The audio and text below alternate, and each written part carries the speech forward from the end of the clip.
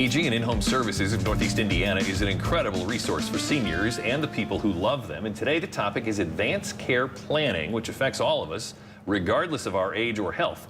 Mary and Katie are from Aging and in-home services, and I guess, did I get that right off the top? Let's put that into your words.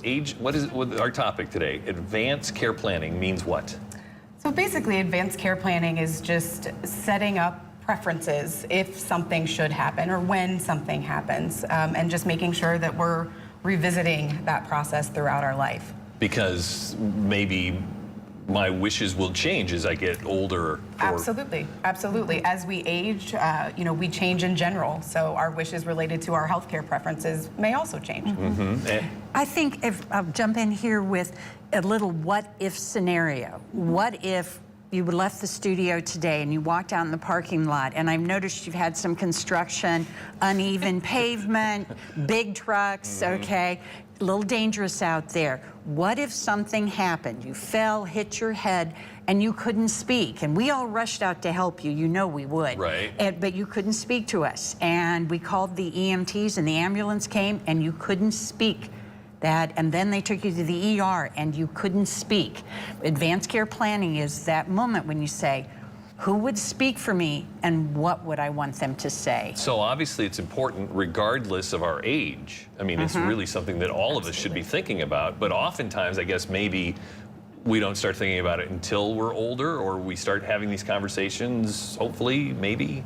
Well, I mean, truthfully, we think about it often when it's too late. We're having to make medical decisions on a daily basis, and we start thinking about what's going to happen when I can't be the one calling the shots. But really, once we're adults, this is something that all of us should be considering throughout our life. And I imagine that you hear stories, probably some horror stories, of people who have not had these conversations. And everyone else is left behind going, I don't know, we never talked.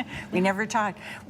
This is really important with our client base. As you know, we work with older adults, multiple chronic conditions, multiple medications, often living alone, often with no close person, family relative, who may have listed someone on their emergency contact that on a day when we call them, they say, I'm their emergency contact? I didn't know that. So it's really important for us to get this kind of advanced care planning to our clients so that someone will know what they want and can speak for them at the time. So do you have tips, techniques to start the conversation? Is there a best way to do that?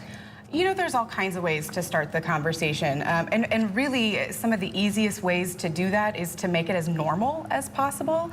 So, there are actually games that exist to kind of bring these conversations up with family members about preferences, priorities, so what's important to us as an individual. We can kind of align that way.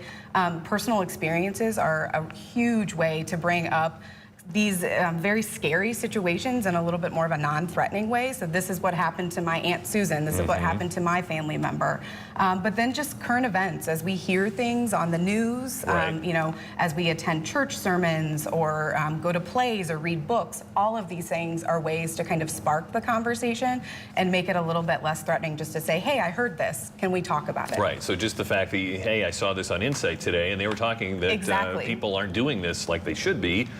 Let's start that conversation. It's a nice segue. Yeah, absolutely. So as we talk about starting the conversation, we also want to talk about how important it is to then make sure that it's in writing, because it's one thing to make sure that you say it, but then if the medical people don't know, or your loved ones don't know what that conversation was.